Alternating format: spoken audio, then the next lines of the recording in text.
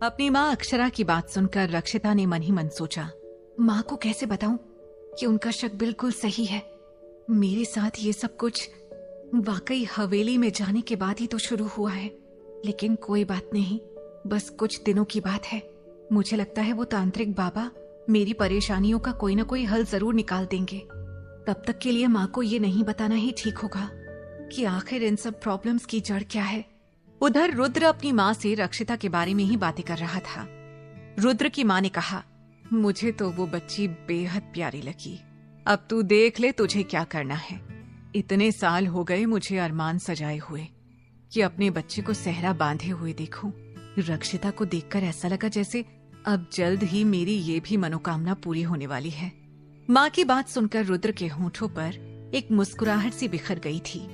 कहीं ना कहीं वो भी इस बात को एक्सेप्ट कर चुका था कि रक्षिता में एक अच्छी पत्नी बनने लायक सारे गुण मौजूद हैं। रुद्र ने हल्की सी मुस्कुराहट के साथ कहा, लगता तो मुझे भी यही है माँ कि यही लड़की तुम्हारी बहू बनेगी। मैं बस कुछ दिनों का वक्त और लेना चाहता हूँ ताकि उसे अच्छे से समझ सकूं। अभी वो दोनों बातें कर ही रहे थे कि तभी डिनर लगाती हुई ईरा उनकी बातें सुनकर ठिठक सी गई। उसने वापस से किचन में जाते हुए सोचा, दोनों माँ बेटे तो ऐसे खुश हो रहे हैं जैसे पता नहीं कौन सा खजाना मिल गया हो। मुझे तो उस दिन का इंतजार है जब मुझे उस लड़की के बारे में पूरी इन्फॉर्मेशन मिलेगी। उस दिन मैं उसकी असलियत दोनों माँ बेटे के सामने लाकर पूछूंगी कि आखिर मुझ में ऐसी कौन सी कमी है जो इन दोनों को मुझे अपनी बहू मानने में इतनी तकलीफ होती है। सोचते हुए तभी अचानक से ईरा को ख्याल आया, लेकिन जिस तरह से रुद्र इस लड़की के लिए इतना डेस्परेट है, अब उसके बाद तो अगर इस लड़की की सच्चाई मैं उसके सामने ला भी दूं तो भी क्या रुद्र उससे अपने सारे रिश्ते खत्म करने के लिए तैयार हो जाएगा। यह ख्याल आते ही ईरा की बेचैनी एक बार फिर से बढ़ गई। जितना उसने रुद्र के बारे में सुन रखा था उसके बाद तो ये सोचना ही नामुमकिन था कि रुद्र किसी भी हाल में इस लड़की को छोड़ेगा, क्योंकि जो चीजें रुद्र के हिसाब से प्रॉपर नहीं होती रुद्र उसे खुद अपने हिसाब से ढाल लेता है। ईरा ने खुद से कहा, पता नहीं ये रिश्ता किस करवट बैठेगा, लेकिन तब तक मुझे अपना टारगेट नहीं भूलना है। उधर डिनर के बाद अपने बेड पर सोने की कोशिश में लेटी हुई रक्षिता आज पूरे दिन की घटनाओं के बारे में ही सोचे जा रही थी। रुद्र की बातें जैसे रह रहकर उसे गुदगुदी सी दे रही थी। वाकई वो ऐसा ही बंदा था जो किसी के भी सपनों का राजकुमार हो सकता था।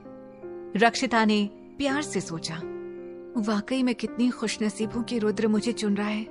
अभी वो आंखें मूंदे हल्की सी मुस्कुराहट के साथ रुद्र के बारे में ही सोच रही थी कि तभी उसे अपने कानों में एक हल्की सी सरसराहट महसूस हुई।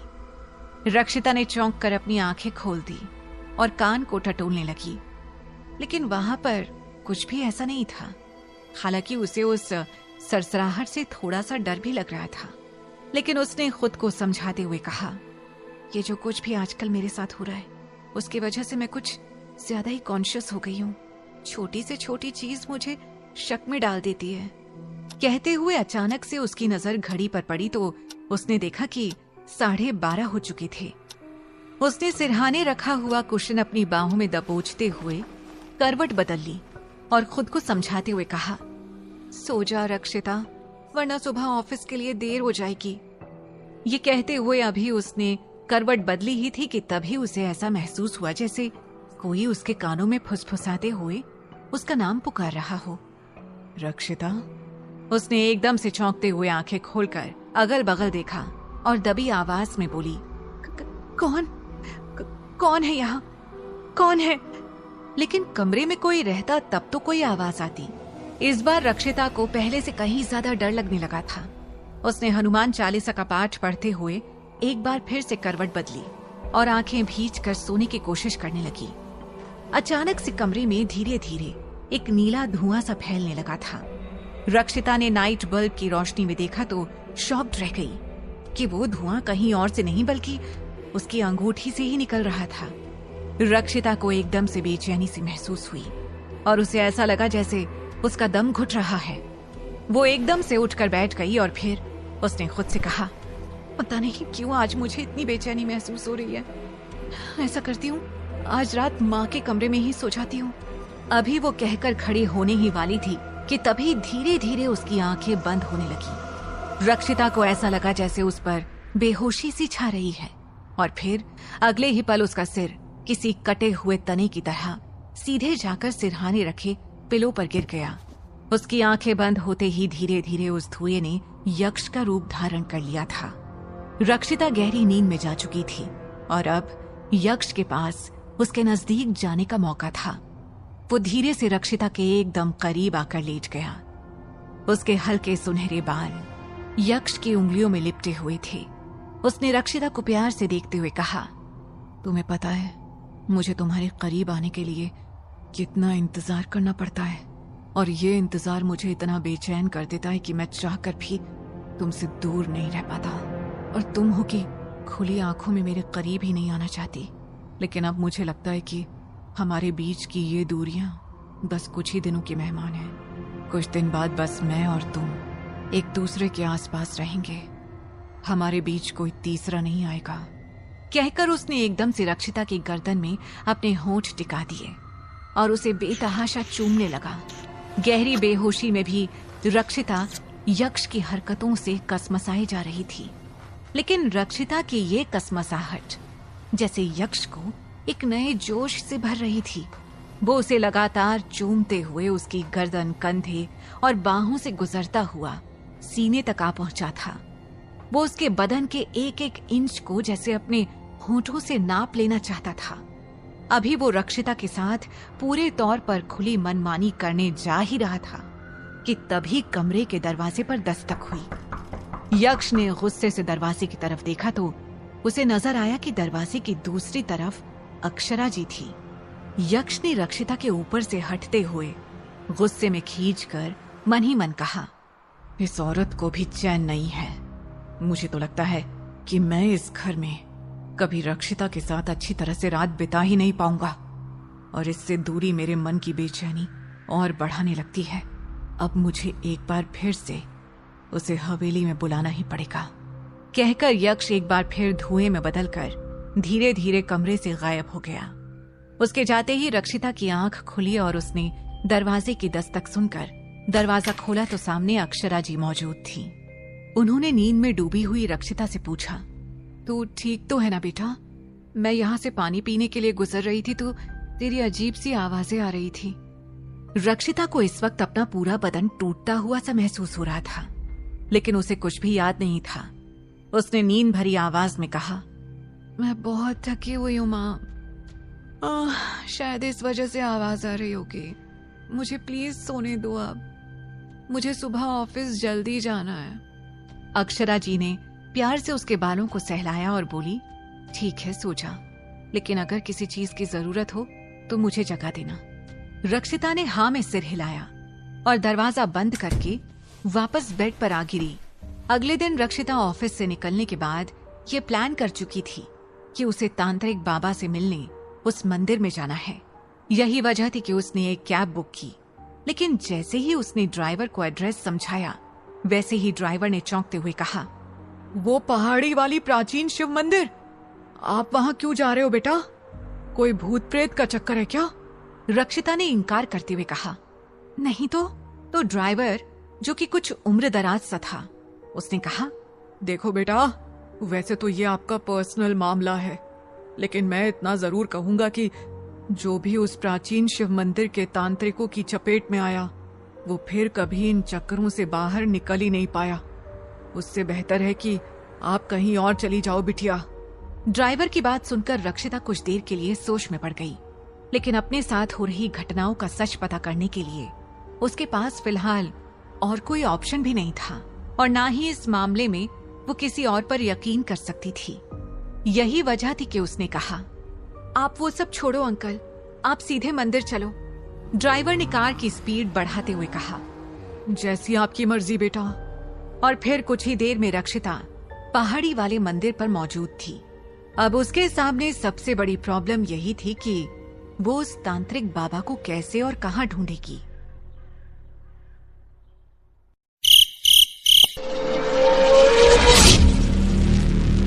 अभी रक्षिता की नजरें बाबा को ढूंढते हुए परेशान हो ही रही थी कि तभी उसकी नजर मंदिर के पिछले हिस्से से उठते हुए धुएं की तरफ पड़ी। वो वहां पहुंची तो उसे ये देखकर इत्मीनान सा हो गया कि इत्तेफाक से वो तांत्रिक बाबा अभी भी वहीं मौजूद थे। उन्हें वहां देखते ही रक्षिता ने मन ही मन कहा, थैंक यू सो मच भगवान जी, मुझे इन तांत्रिक बाबा को ढूंढने में ज्यादा मेहनत नहीं करनी पड़ी, वरना मैं तो सोच रही थी कि अगर ये यहाँ मौजूद नहीं होंगे तो मैं इन्हें ढूंढूंगी कैसे। तांत्रिक इस वक्त अपनी साधना में लीन था। रक्षिता जैसे ही उसके सामने गई वैसे ही उसने एकदम से अपनी आंखें खोलते हुए कहा, अलख निरंजन, मुझे पता था लड़की, तू मुझे यहाँ मिलने जरूर आएगी, क्योंकि तेरा जो कष्ट है उसका हल सिर्फ और सिर्फ मैं ही निकाल सकता हूँ। रक्षिता उन्हें प्रणाम करते हुए उनके ठीक सामने बैठ गई और बोली, बाबा आपका शक बिल्कुल सही था, लेकिन ये ऐसी बातें हैं कि मैं ज्यादा इसके बारे में किसी और से बात नहीं करना चाहती। यही वजह थी कि मैंने कल आपको कुछ भी नहीं कहा, लेकिन आज मैं अपनी परेशानी का हल जानने के लिए ही आपके पास आई हूँ। बाबा आप प्लीज मुझे बताइए कि मेरे साथ जो कुछ भी हो रहा है वो क्यों हो रहा है। कहकर उसने हवेली में जाने से लेकर सपने में अजीब सी चीजें देखना और फिर सोई हुई हालत में अजीब से एहसास से दो चार होना सब कुछ तांत्रिक बाबा को कह सुनाया। तांत्रिक ने पूरी बात सुनकर अपनी एक थैली से एक मुट्ठी भस्म निकाली और अपने सामने जल रहे अग्निकुंड में एक झटके से वो भस्म डाल दी। चिटचिट की आवाज के साथ आग की लपटें ऊंची उठने लगी थी। तब तांत्रिक ने कुछ मंत्र पढ़े और फिर रक्षिता के हाथ में 3 बेलपत्र देकर उस पर सिंदूर और भस्म का मिश्रण रख दिया। रक्षिता को कुछ ही देर में ऐसा महसूस होने लगा जैसे उसके हाथ में तेज जलन सी हो रही हो।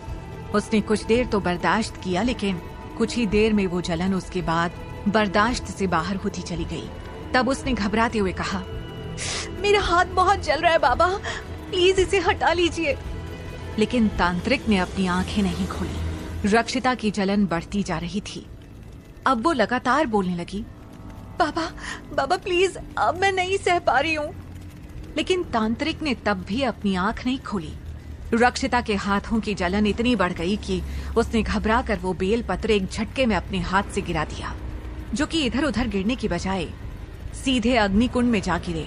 तभी तांत्रिक ने एकदम से अपनी आंखें खोली और रक्षिता ने देखा कि अग्निकुंड में बेलपत्र गिरते ही ऊपर उठने वाली आग की लपटों से एक आकृति सी उभरने लगी थी, जो किसी के चेहरे जैसी दिख रही थी। रक्षिता की आंखों में हैरानी सी उतर आई।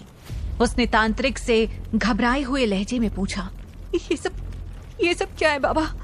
तब तांत्रिक ने अपने पास रखी एक और पोटली से मुट्ठी भर भस्म निकाला और उसी तरह अग्निकुंड में झोंक दिया।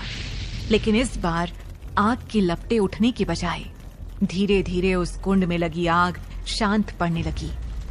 कुछ देर यूं ही मंत्र पढ़ने के बाद तांत्रिक ने कहा, मेरा शक सही निकला लड़की, तेरे ऊपर एक साया है और वो कोई मामूली साया नहीं बल्कि किसी यक्ष का साया है। रक्षिता ने पूछा, यक्ष? ये कौन होते हैं बाबा? तब तांत्रिक ने कहा कि यक्ष प्रेतों की ऐसी प्रजाति है जो हजारों हजार साल जिंदा रहते हैं और जो एक बार किसी से जुड़ जाए तो फिर जीवन भर उसका पीछा नहीं छोड़ते। तांत्रिक की बातें सुनकर रक्षिता कुछ और घबरा सी गई।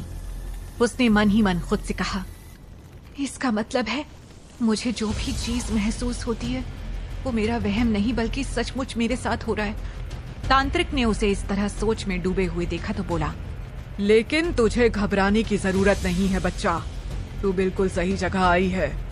मैंने बड़े बड़े यक्षों को वापस उनके लोक भेज दिया है। तू अगर इस यक्ष से छुटकारा पाना चाहती है तो मैं जरूर इससे तेरा पीछा छुड़वाऊंगा। रक्षिता ने तांत्रिक के सामने हाथ जोड़कर कहा, आपका बहुत बड़ा एहसान होगा बाबा। अभी कुछ दिन ही तो हुए हैं जो मैं अपनी जिंदगी में इतनी बड़ी बड़ी मुसीबत से बाहर आई हूँ।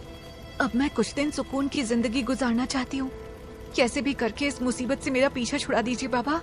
आप जो कहेंगे मैं आपको उतनी दक्षिणा देने के लिए तैयार हूँ। तांत्रिक ने अपनी लाल आंखों से उसे देखते हुए कहा। हम अघोरी सारे काम पैसों के लिए नहीं करते। तुझे बस मेरे बताए हुए कुछ कामों को पूरा करना होगा, फिर तुझे जल्द ही इस यक्ष से छुटकारा मिल जाएगा। रक्षिता ने कहा, आप बताएं तो बाबा, मैं सब कर लूंगी। तब तांत्रिक ने जवाब दिया, मुझे ये सब जानकारी इकट्ठा करने में कुछ वक्त लगेगा। तब तक के लिए तुम्हें इंतजार करना होगा। मैं तुम्हें बताऊंगा कि हम आगे का काम कब शुरू कर सकते हैं। रक्षिता हामी भरकर वहां से चली आई थी। इस वक्त उसे बेहद घबराहट सी हो रही थी, जबकि उधर रक्षिता के निकलते ही तांत्रिक बाबा ने अपने झोले से फोन निकाला और एक नंबर डायल करते हुए कहा, मुझे उस यक्ष से निपटने का रास्ता मिल गया है। अगले दिन रक्षिता एक जरूरी प्रोजेक्ट के सिलसिले में ऑफिस जल्दी जा रही थी कि तभी उसे तांत्रिक का फोन आया। तांत्रिक ने कहा, लड़की, बात कुछ ऐसी है कि उस यक्ष से निपटने के लिए मुझे एक बार तुम्हारी उस हवेली में जाना होगा, वो भी जल्द से जल्द। रक्षिता ने मन ही मन सोचा, बाबा हवेली जाने की बात कर रहे हैं और मुझे भी ये प्रोजेक्ट पूरा करने के लिए कुछ सुकून के घंटे चाहिए होंगे। ऐसा करती हूँ, बाबा को हवेली लेकर चलती हूँ और वहीं अपना काम भी निपटा लूंगी। ये प्लान करते ही उसने बाबा से कहा, ठीक है बाबा, आप आधे घंटे में मुझे इंदिरा नगर वाले चौक पर मिलो। मैं आपको हवेली जाने के लिए वहीं से पिक कर लूंगी। इतना कहकर उसने अक्षरा को अपनी हवेली जाने के बारे में बताया, जिसे सुनकर अक्षरा ने फिक्रमंदी भरे लहजे में कहा, देख बेटा, मैं तुझे जितना उस हवेली से दूर रखने की कोशिश करती हूँ, तू उतना वहां जाने का मौका ढूंढती है। मेरा दिल किसी अनजाने डर से हमेशा डरा रहता है। रक्षिता ने उन्हें समझाते हुए कहा, ओ माँ, माँ, मेरी प्यारी माँ, मुझे कुछ नहीं होगा। तुम बहुत फिक्र करती हो। मैं आ जाऊंगी सही सलामत। बाय। कहकर वो वहां से निकल गई और फिर तांत्रिक बाबा को साथ लिए कुछ ही देर में वो हवेली पहुंच चुकी थी। तांत्रिक बाबा हवेली के मेन गेट पर जैसे ही पहुंचे, वैसे ही सूखे पत्तों की चरमराहट से पूरा आंगन गूंज उठा था। तांत्रिक बाबा अंदर जाकर हवेली के आंगन में बीचों बीच अपनी पटिया बिछाते हुए बैठ गए, जबकि रक्षिता अंदर उस कमरे में चली गई जिसे वो यहाँ आने पर बेडरूम के तौर पर यूज करती थी। यहाँ आकर उसे हमेशा की तरह एक नेगेटिव एनर्जी सी महसूस हो रही थी, लेकिन उसने एक गहरी सांस ली और खुद से कहा, भगवान ने चाहा तो जल्द ही ये जगह ऐसी नेगेटिव वाइब से साफ सुथरी हो जाएगी। उसने अपना लैपटॉप खोलकर वहां प्रोजेक्ट वाला काम शुरू कर दिया था, क्योंकि तांत्रिक बाबा ने कहा था कि अभी उन्हें साधना में 1 घंटे का वक्त लगेगा। तब तक रक्षिता उन्हें डिस्टर्ब न करे। लगभग 1 घंटे बाद तांत्रिक ने उसे आवाज दी। रक्षिता वहां पहुंची तो तांत्रिक ने उसे भस्म की 3 छोटी छोटी चुटकियों बराबर पोटली देते हुए कहा, इसे हमेशा अपने पास रखना। इस महीने की पूर्णिमा की रात हम उस यक्ष से छुटकारा पाने के लिए साधना करेंगे। तुम्हें तब तक बेहद सावधान रहना होगा। रक्षिता ने जवाब में कहा, मैं वैसा ही करूंगी बाबा। उसके बाद तांत्रिक अलख निरंजन का जाप करता हुआ वहां से चला गया, जबकि रक्षिता ने यह सोच लिया था कि वो 2-3 घंटे में प्रोजेक्ट पूरा करके ही यहाँ से निकलेगी। और फिर वो पूरे ध्यान से अपना काम करने में जुट गई। यहाँ तक कि काम करते करते कब उसे नींद आ गई उसे पता भी नहीं चला। लेकिन उस पर गहरी नींद सवार होते ही यक्ष उसके सपनों में चला आया था। उसने गुस्से से रक्षिता के पास पड़ी भस्म की उन 3 पोटलियों को देखते हुए कहा, ये तुमने अच्छा नहीं किया रक्षिता। इस तांत्रिक को यहाँ बुलाकर ये सब करने की क्या जरूरत है? तुम्हें पता नहीं शायद कि मैं इतनी आसानी से तुम्हारा पीछा छोड़ने वालों में से नहीं हूँ। ये भस्म, ये साधना मुझे कुछ देर के लिए तो तुमसे अलग कर सकती है, लेकिन इस अंगूठी से जुड़ा हमारा रिश्ता जन्मों जन्मांतर तक बंध चुका है, जो इसके जैसे टुच्चे तांत्रिक चाहकर भी नहीं तोड़ सकते। उन पोटलियों की वजह से यक्ष हवेली में होते हुए भी रक्षिता के साथ अपनी प्यास नहीं बुझा पाया था, लेकिन वो रक्षिता के नींद से जागने तक वहीं बैठा हुआ उसे एकटक निहारता रहा था। रक्षिता की जब आंख खुली तो 3 बजने वाले थे। उसने जल्दी जल्दी अपना सारा काम खत्म किया और ऑफिस पहुंच गई। वहां रुद्र मौजूद था। वो बेहद खुशी खुशी प्रोजेक्ट की फाइल लेकर उसके कैबिन में पहुंची, लेकिन उसे ये देखकर हैरानी हुई कि रुद्र ने उससे सीधे मुंह बात तक नहीं की। उसने प्रोजेक्ट के बारे में कुछ जरूरी सवाल पूछे और फिर उसे बाहर जाने को कह दिया। रुद्र का ये बर्ताव रक्षिता के लिए तकलीफदेह था, लेकिन उसने रुद्र से कोई सवाल नहीं किया और ऑफिस का काम खत्म करके बुझे हुए मन से घर लौट आई। घर आकर अभी उसने दरवाजा खोला ही था कि तभी उसकी नजर फर्श पर पड़ी। रक्षिता ने चीखते हुए पुकारा, माँ, क्या हुआ तुम्हें? अक्षरा जी बेसुध नीचे फर्श पर गिरी पड़ी हुई थी।